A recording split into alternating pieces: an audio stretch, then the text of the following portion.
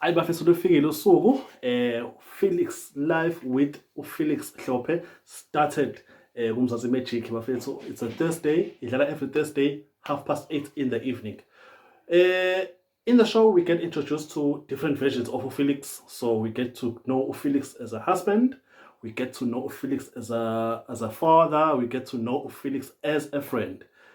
We have not yet got to know Felix as a professional, as a business person, and all of that.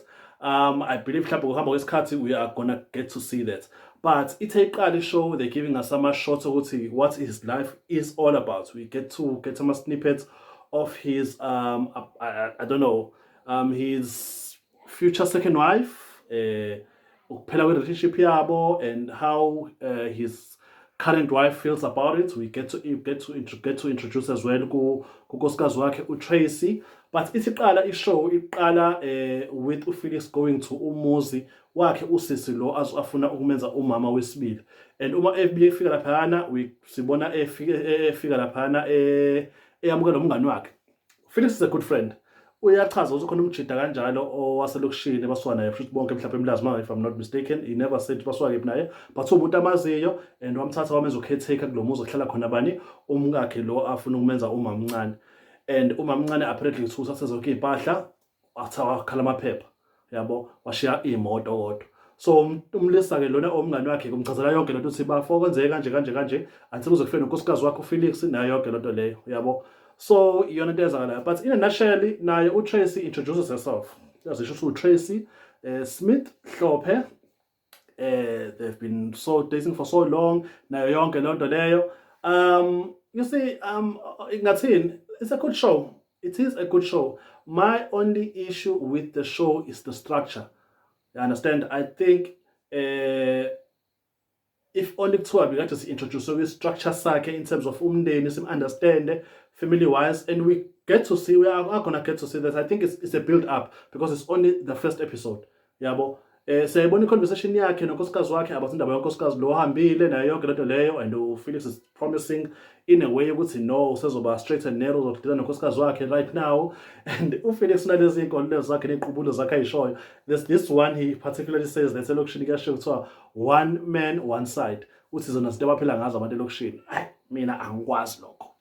One man one side, that is into yakhona emhlabeni wakhe uFelix yena yedwa. He knows more about that. One man, one side. So that's what he believes in. But he is really determined to actually have this polygamous union between himself, his wife, and whoever is going to be a future wife in the future.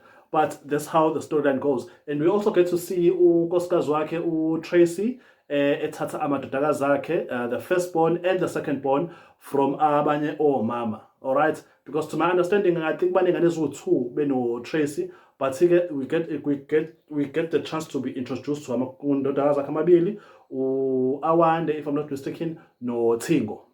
Bakhulile, and kuyavela nokuthi kuAwande as the firstborn daughter, i-relationship yabo is not that concrete proof as per se, because they have been having some issues. And we have Vesa now Felix Loco is not something that he's shying away from. He actually says that we are facing quite a lot of things between myself and my daughter. But as time progresses, obviously, this will also turn out to be a beautiful relationship. But matric dance.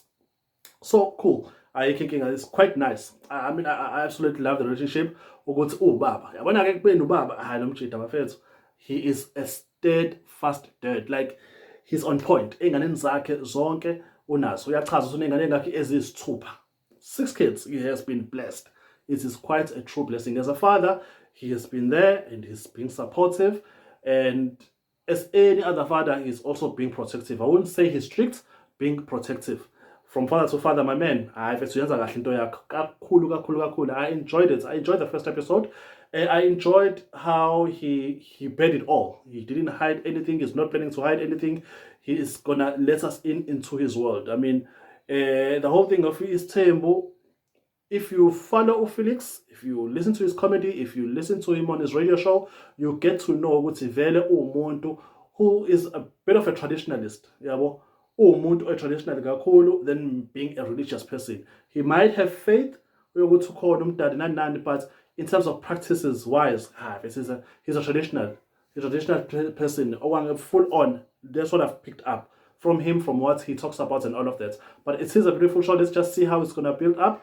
I absolutely do not don't want to compare it to any other reality shows as well, right? Ukuthi hayi kube nje uyenze njengalana uyenze nje kanje kanje ngoba yenza usibani bani uyenze kanje. No, this is a different story from a different person, officer okusixoxela ngayo ngendlela yakhe ayibona ukuthi i-right ngayo. So I trust him, I trust the process, and Buffett, I really do enjoy it. It's just the first episode okwamanje. This is what we've all just seen. Ngoba ngishilo indaba kankosikazi wakhe. UTracy, we got introduced to that. Nanokuthi khona usesazwana eceleni, osevele washaya ikhona wahamba endlini. We got introduced to amadodakazi akhe. We've only gotten introduced on the first episode kwingane zakhe eziwu-2 kuphela. Maybe ezinye sazobuye siyibone nane relationship anayo nomndeni wakhe, of which nawe uyachaza ukuthi umndeni into ebaluleke kabi uyayithanda. Ngeke vele ube umuntu indoda yesithembu ngothanda umndeni. Usuke umuntu osuke ukuthanda umsindo, ingxabano futhi into ofanele uyamkele, isithembu sinjalo nje. Seba into zonengqusho zakhona. But anyways guys, that is about it. That's what happened today's episode on Life with Felix. Let's give it a chance. We're going to discuss more again next week. Almost kufika episode yesibili, because Lena it just gave us a snippet of Felix, ukuthi ubani, iphila kanjani impilo yakhe okwamanje. Thank you so much for coming through, Bafethu. My name is Azad. Please don't forget to subscribe. Bafethu, sikhuluma ngayo kuma comments, and let's share it, and we'll see again soon. Ngamanye amasho sizokhuluma ngawo. All right. Thank you.